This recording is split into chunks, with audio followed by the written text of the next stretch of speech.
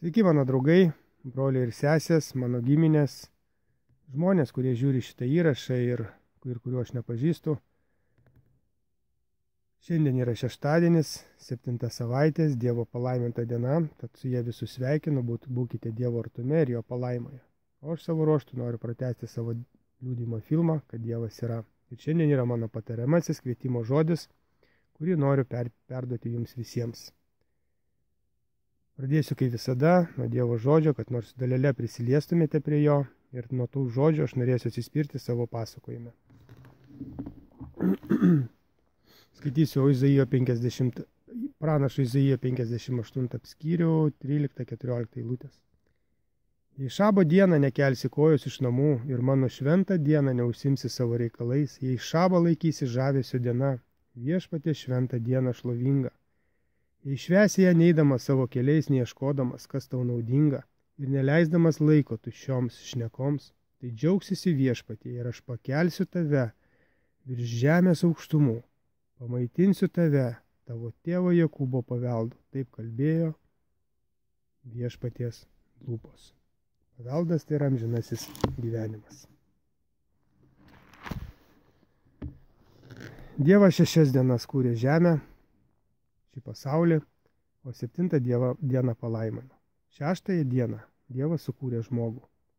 Šioje kūryboje dalyvavo Dievas, Dievo sūnus Jėzus Kristus ir šventoji dvasia.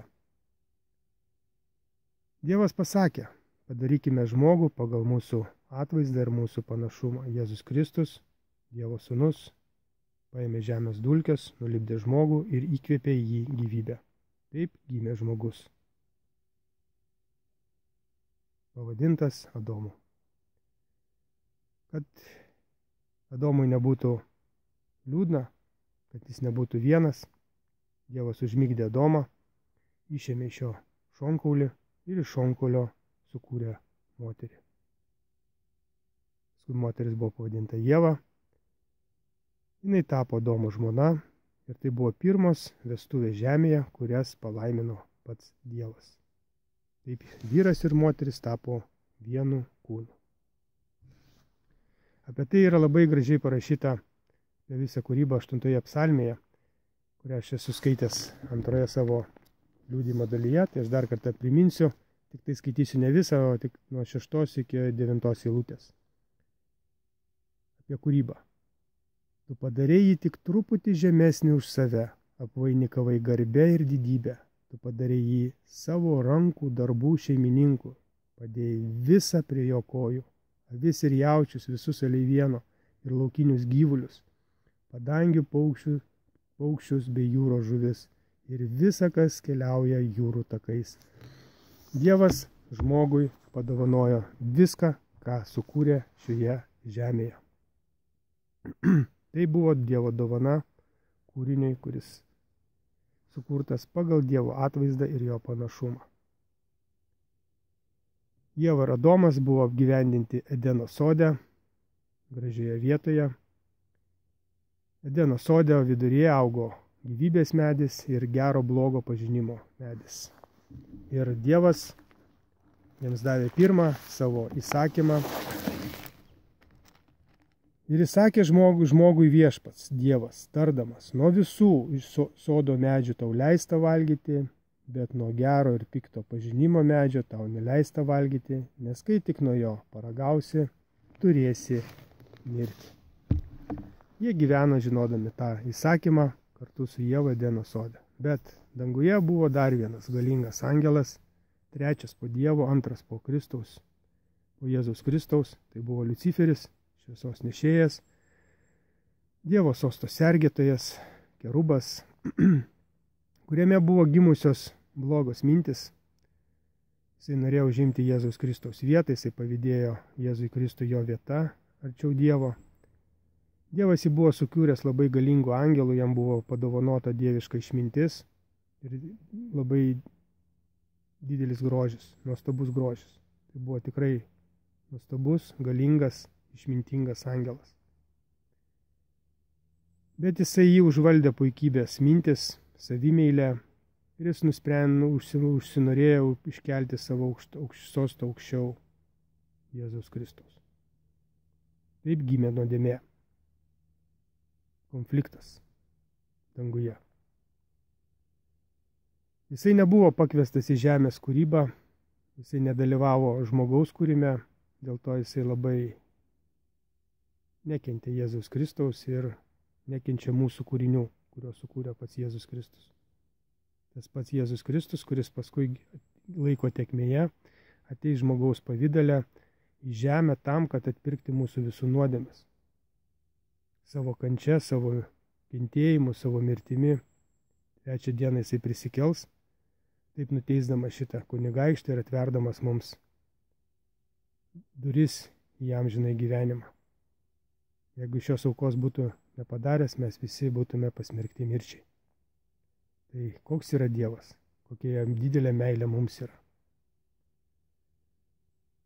Kadangi šėtonas nekentė, jisai sugalvojo planą, kaip išvesti kaip apgauti žmogų arba išbandyti žmogų, kuris gyveno Edeno sode. Ieva ir Adomas buvo įspėti apie tą angelą, kad gali jisai bandyti jų suvilioti arba kaip nors apgauti. Todėl tai žinodamas šėtonas, Liuciferis, jo dvasia įėjo į žaltį ir jisai tai darė žalčio asmenyje. Tai jau buvo pirmoji jo apgaulė. Ieva nieko neįtarė, kad tai gali būti žaltys. Žaltis buvo sumanesnis už visus kitus laukinius gyvūnus, kuriuos viešpats Dievas buvo padaręs. Ir paklausė moterį, ar tikrai Dievas sakė, nevalgykite nuo jokio medžio sode. Moteris atsakė žalčiui, sodo medžio vaisius mes galime valgyti, tik apie vaisių to medžio, kuris sodo viduryje Dievas sakė, nuo jo nevalgysite, nei jį liesite, kad nemirtumėte. Dievas, kaip atsimenate, sakė, nuo jo neragausite to vaisiaus, nes jeigu paragausite, numirsite, bet nieko nekalbėjo, kad negalima liesti to medžio. Šėtonas suprato, kad Ieva nelabai giliai įsigilino į tos žodžius ir tai suteikė progą Liuciferiui ją apgauti. Tai ir parodo, kad Dievo nežinojimas, Dievo šviesos nežinojimas ir neįjimas Dievo keliu, tokiu žmogumi šėtonas gali žongliruoti, manipuliuoti. Ieva suklydo. Liesti Dievas leido tą vaisių, jo tik tai ragauti neleido. Todėl Ievos gundime, kada jisai pasakė, jeigu suvalgysite, jūs nemirsite, o tuo labiau, jinai sakė, ir liesti negalima, tada jis net įdėjo jai į ranką vaisių. Ir Ieva pamačiusi, kad jinai nemirė, kad jinai laiko vaisių rankoje, susigundė jo paragauti. Taip Liuciferis ją apgavo ir suviliojo nusižengti Dievo įsakymai, vieninteliam, kurį davė Dievas jiems Edeno sode. Tai padariusi Ieva vaisių atnešė Adomui ir papasakojo Adomui, ką yra padariusi. Ir Adomas labai nusiminė, nes jisai suprato, ką jinai padarė ir kad jos laukia mirtis ir kad Adomas jos neteks, o jisai ją labai mylėjo. Ir atsiteko tokioj, kuris turėjo pasirinkimą, Ieva ar Dievas. Ar Dievo šviesa ir Dievo kelias, ar vis dėlto meilė Ievai. Ir jisai pasirinko meilę Ievai. Jis nusprendė, kad mirkime kartu. Jisai suvalgė, paragavo vaisiaus, žinodamas, kad jisai mirs ir jis taip nori mirti kartu su Ieva, o gal ir Dievas jau pasigailės abiejų. Ir jisai vaisių suvalgė, bet jisai suvalgė vaisių nežinodamas, koks blogis ateis į šį pasaulį, nes jisai visą valdžią suvalgydamas vaisių atidavė Liuciferiui į rankas. Ir tada žemė apgaubė Liuciferio dvasia, ta tamsa, ta blogybė, į žemę atėjo mirtis, ligos, šaltis, drėgmė, visos nedorybės, skausmas, nerimas, sielvartas, pavydas, keršto troškimas, savimeilė, puikybė, ir visa žemė susirgo.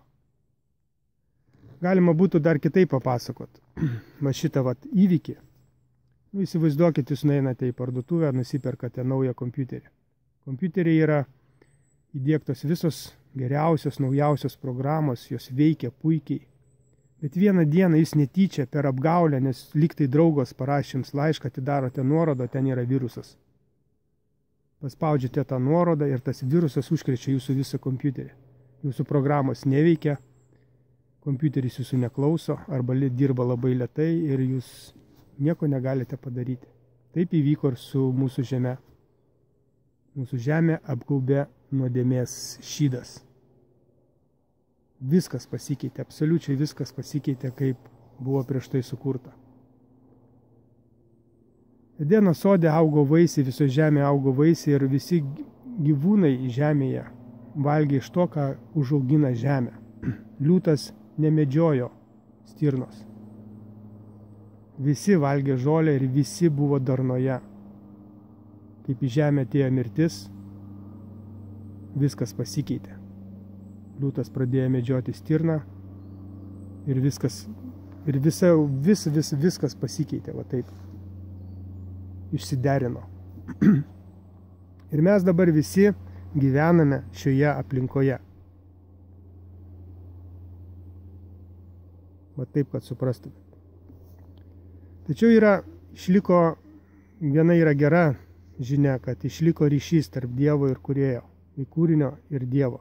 Tarp mūsų ir Dievo yra ryšys, nes Dievas, kurdamas, mus įkvėpė savo gyvybę. Ir ta gyvybė ateina iš Dievo pas mus, ta energija. Dievas viską pamaitina kiekvieną rytą, visą augmeniją, visą gyvūniją ir mus pamaitina, pakrauna mūsų baterijas, kad mes galėtume vaikščioti, judėti, džiaugtis, matyti. Dievas mums skyrė 120 metų gyventi šioje žemėje, bet dėl savo nuodėmingo gyvenimo būdo mes patys tą gyvenimą sutrumpiname. Tai yra mūsų nuodėmių pasiekmė, kad mūsų gyvenimas sutrumpėja iki 60, 70, 80 metų. Jeigu mes eitume Dievo keliu ir atsiduotume Dievo mokymui ir visam keliui, tai mūsų gyvenimas būtų 120 metų ir mes 120 metų būdami galėtume ir vaikščioti, ir mąstyti, ir nereikėtų mums jokių pagalbų. Taip yra pagal Dievo planą, bet kadangi viskas susijaukė pasaulyje, į mūsų pačius įėjo nuodėmė, tai ta nuodėmė viską daro, kad mes kuo trumpiau gyventume ir kuo mažiau turėtume laiko sukurti ryšį su Dievu. Tai labai svarbus dalykas mumise išliko, tai ryšys su Dievu. Mumise yra dvasios indas, kuris turi būti pripildytas Dievo dvasia. Jeigu žmogus yra pripildytas Dievo dvasia, ta dvasia gyvenanti žmogui suteikia ramybę. Žmogus einantis Dievo keliu vadovaujasi Dievo žodžiu, Dievo vedimu. Jam nerūpi šio pasaulio turtai. Jis netrokšta jų turėti daug, atrodyti geriau negu kiti ir taip toliau. Jam nėra pavydo jausmo ir keršto troškimo už tai, kad kitas žmogus turi daugiau už jį. Jis ima iš gyvenimo tiek, kiek jam to reikia, dėl to jį visą gyvenimą lydi ramybė ir dažniausiai tokių žmonių šeimose šios šeimos būna gausios, ten daug vaikų, anūkų, klestintis šeimos verslai, hobiai, kuriuos jie daro, užsiėmimai, kuriuos jie duoda jiems pajamas ir jie teikia jiems džiaugsmą. Bet pirmas gyvenime asmuo jam yra Dievas. Nei jo veikla, nei kiti dalykai neužgožia santykio su Dievu. Jie yra tokį santykį gerą susikūrę, kad viskas yra pas juos gerai. Ir yra kitas atvejis, kada žmogus neina Dievo keliu ir tas indas yra tuščias. Dažniausiai žmonės neina tuo keliu dėl to iš nežinojimo, nes mes gyvename toje aplinkoje šėtono sukurtoje. Aš kalbėjau Efeziečiams. 2 skyriuje laiškas Efeziečiams yra parašyta: kunigaikštis viešpataujantis ore dvasia veikianti neklusnumo vaikuose. Tai visa ta sistema stengiasi atitraukti žmogų, apgauti žmogų, kad žmogus neteitų pas Dievą. Viskas, nuo televizoriaus iki laikraščio žurnaluose įrašų. Viskas yra sukurta taip, kad jūs neatsiksuktumėte į Dievą. Iš to nežinojimo, arba žinojimo ir nenorėjimo, arba paprasčiausia nenorėjimo. Taip? Ir kada pa žmogų tas indas dvasios yra tuščias, žmogus viduje, žmogaus siela jaučia alkį. Ir žmogui visą laiką kažko trūksta. Yra netgi įrodyta, kad duok bet ką žmogui, jisai vis tiek 20-30% yra nelaimingas. O nelaimingas todėl, kad jis jaučia alkį. Ir kada žmoguje įsivyrauja ta šėtono dvasia ir jinai pradeda jam vadovauti prieš savąjį aš, žmogus pradeda tenkinti savo minčių troškimus ir kūniškų geismų geidulius. Taip šėtonas mus įtraukia į tą tokią apgaulę, į tą ratelį, kaip pelytė bėga visą gyvenimą, taip ir mes pradedame bėgti, patys vadovautis to gyvenimu, savasis aš mums veda per šėtono dvasią. Ir mes vis norime daugiau, mes norime atrodyti gražiau, mes visko norime, mums visko reikia, bet mes iš tikrųjų jaučiamės viduje nelaimingi, nes mus kamuoja nerimas, patenkam į depresijas, mes esame pastovėje įtampoje, nes kažkas gyvena geriau už mus arba pavydas mūsų vadovauja. Ir tai mums sukelia ligas, kurios trumpina mūsų visų gyvenimą, ir tas stresas, kuriame mes gyvename, mums sutrumpina tą gyvenimą nuo 120 metų iki 60, 70, 80 metų. Tai mūsų nuodėmingo gyvenimo pasekmės, kaip minėjau. Duok žmogui milijoną, jisai vis tiek nebus laimingas. Jisai tą sekundę bus laimingas, bet paskui ta laimė praeina ir jis vėl tampa nelaimingas, nes jo gyvenime nėra Dievo dvasios. Ir šėtonas žinodamas, kaip naikinti žmogų, nes kada jisai naikina žmogų, jisai skaudina Jėzų Kristų, nes mes esame jo kūrinys. Jeigu žmogus jau stresinė situacija, šėtonas visada pasiūlo surūkyk cigaretę, nes jinai nuramina, arba išgerk, pavartok alkoholio, jis užsimiršytų, arba iš vis geriau vartok narkotikus, tai čia iš vis euforija. Tai yra jo įrankiai, tai jo instrumentai, kad atitraukti žmogų nuo Dievo. O jeigu kartais žmogus stiprus ir atsispiria nuo to dalyko, arba jis yra saugomas Dievo, tada šėtonas jį bando įvilioti į kažkokį hobį. Pavyzdžiui, tai gali būti sportas, piešimas, turizmas, dar kažkas tai, kas žmogų užveda ir jisai tenai tame mažame pasaulyje užsidaro ir jisai gyvena, nors jis nėra laimingas, bet jisai jau jaučia kažkokį užsiėmimą ir vis tiek jis yra neatsisuka į Dievą. Ir taip jo gyvenimas veda į amžiną mirtį. Kodėl į amžiną mirtį? Nes jeigu žmogus per savo gyvenimą nesukurs ryšio su Dievu, jo vardas bus ištrintas iš gyvenimo knygos, Dievas ištrins tą vardą. Ir tavęs nebus amžinajame gyvenime, kurį Dievas yra pažadėjęs. Todėl čia bus mano kvietimas visiems. Mėly, brangus mano žmonės, sugrįžkite pas Dievą, atverkite, susitaikykite su Dievu, atverkite savo širdis kūrėjui. Atraskite kelią, pakvieskite Dievą į savo namus ir Dievas ateis. Luko Evangelijoje 11 skyriuje yra parašyta Jėzaus Kristaus žodžiai. Tad aš jums sakau, prašykite ir jums bus duota, ieškokite ir rasite, belskite ir jums bus atidaryta. Kiekvienas, kas prašo, gauna, kas ieško, randa, o beldžiančiam atidarom. Tai yra Dievo žodis. Tai suraskite Dievą ir ateis į jūsų gyvenimo ramybę, taip kaip atėjo pas mane, kada aš vaikščiau, aš esu pavyzdys viso to. Mane buvo pagavusi šėtono dvasia. Per savo aš praradau ir šeimą, ir aš patekau į liūną, į alkoholio liūną, į lošimų liūną, aš patekau į labai gilią duobę ir mane Dievas išvedė. Nes kada šventoji dvasia ateina į žmogaus gyvenimą, jinai valosi žmoguje savo namus, jinai išvalo įpročius, tai tuos blogus įpročius, alkoholis, cigaretės, narkotikai. Yra žmonės, kurie eidami Dievo keliu atsisakė heroino, kuris yra, nuo kurio sunkiausiai yra atprasti. Tai turi būti stebuklas žmogaus gyvenime, kad jisai atprato nuo heroino. O man Dievas ištrynė cigaretės ir alkoholį, aš tiesiog paprasčiausiai jų nebenoriu. Mano gyvenime jis pakeitė ir aplinką, nes Dievo dvasia jinai keis ir charakterį, ir tavo gyvenimo būdą, viską keis taip, kad būtų pagal Dievo valią. Keisis netgi tavo aplinka, jeigu tu prieš tai gyvenai nuodėmingoje aplinkoje, kuri gali tave gražinti į nedorybės kelią. Tai Dievo dvasia yra galinga, jinai veikia žmoguje. Tad aš jums visiems ir rekomenduoju, susiraskite Dievą, pasikvieskite jį, nes reikia sukurti santykį. Neužtenka nueiti į bažnyčią, uždegti žvakutės. Reikia sukurti santykį su Dievu. Atversti Dievo žodį, nes čia yra Dievo dvasia. Norėti pažinti Dievą ir sukurti santykį. Kiekvieną dieną bendrauti su Dievu, taip kaip jūs bendraujate su savo vaiku, draugu, mylimuoju, vyru, mama, tėčiu. Tokį patį santykį reikia sukurti ir su Dievu. Tai va. Toks būtų mano jums kvietimas ir mano rekomendacija.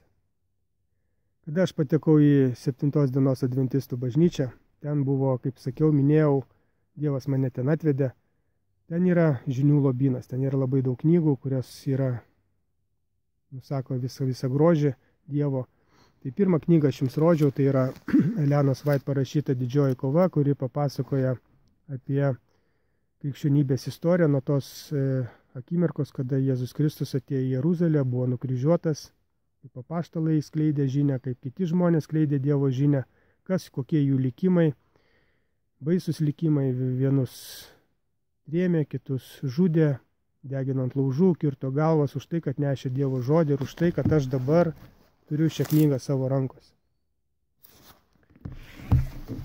Visi istoriniai faktai, visi su visais įrodymais, jūs galite pasitikrinti, papasakos jums apie tą pasaulį, kurį užgaubė šėtonas ir apie tą didžiąją kovą tarp Dievo ir šėtono.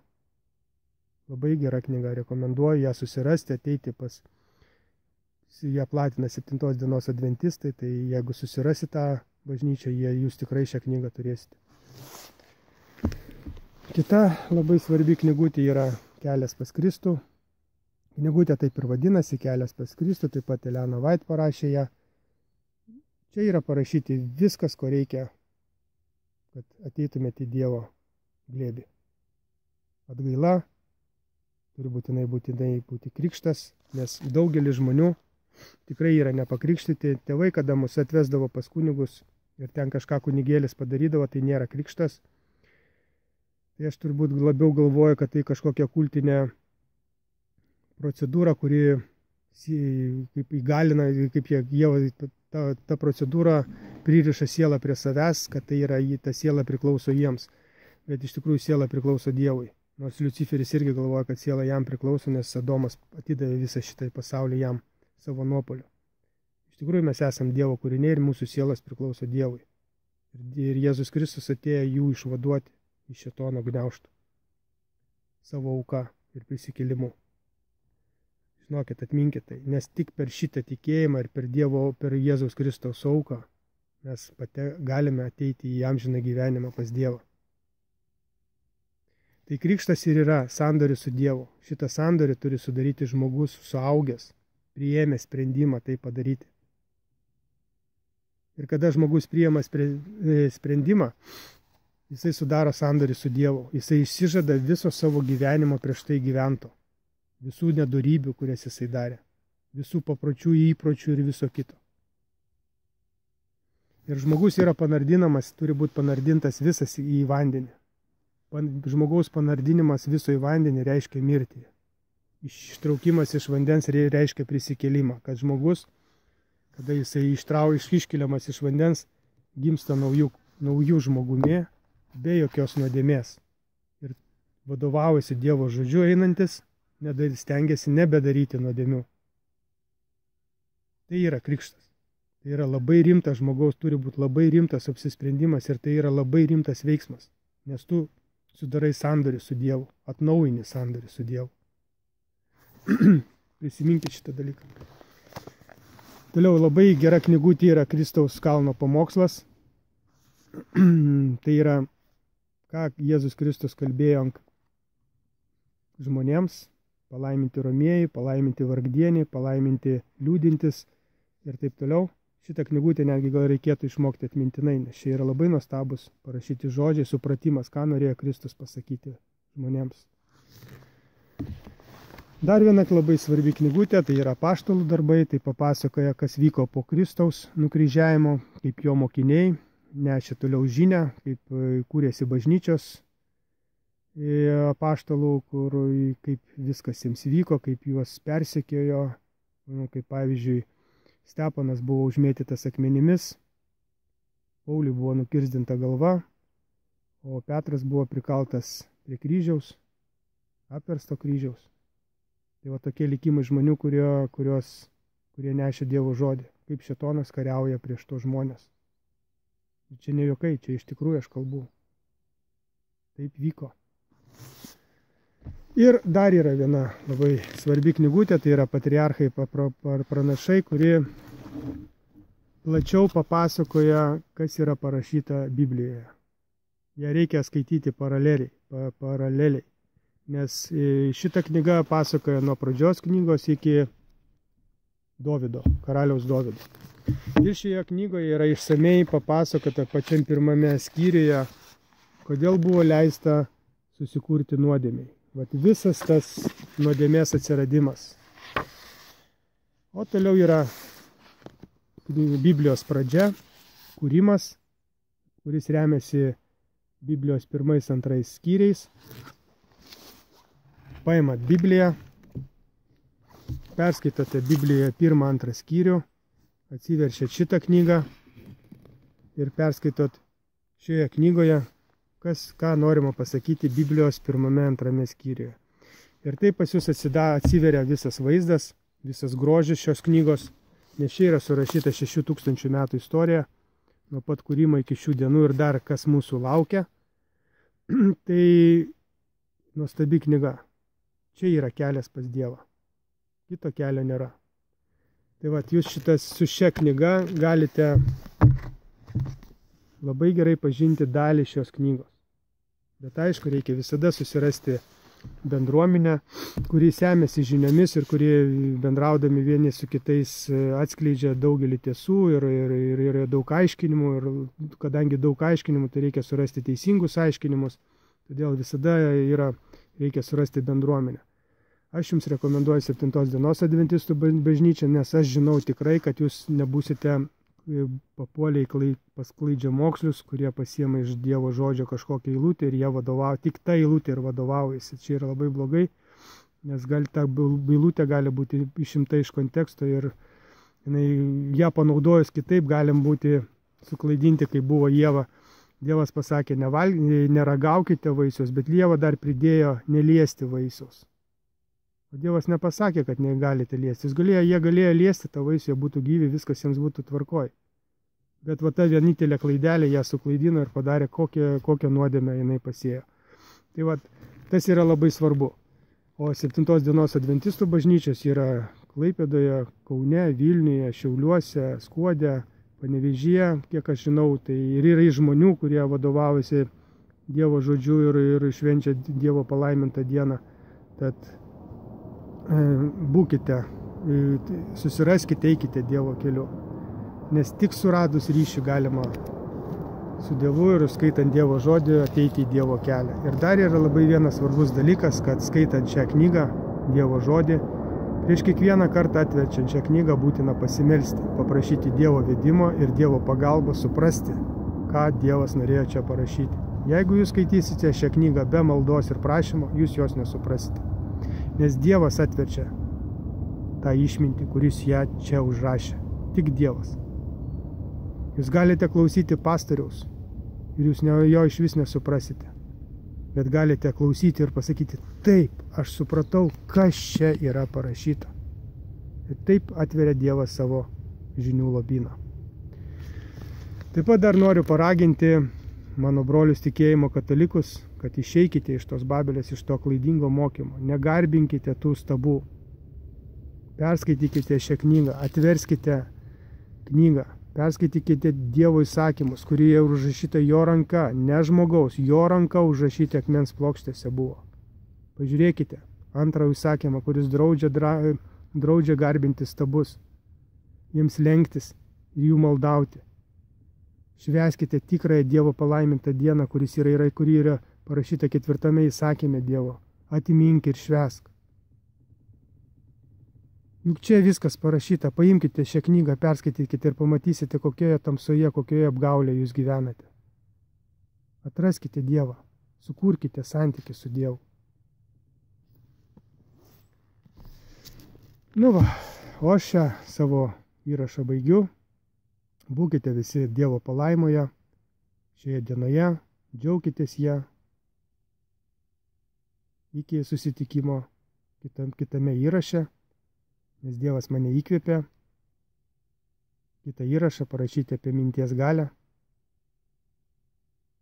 ir pagal kurią jūs galite suprasti, kaip arti esate Dievo arba kaip toli esate Dievo. Bet iki kito karto, iki kito šeštadienio kažkurio, kada aš paruošiu tą įrašą ir įdėsiu. Gerai? Geros dienos jums visiems ir iki.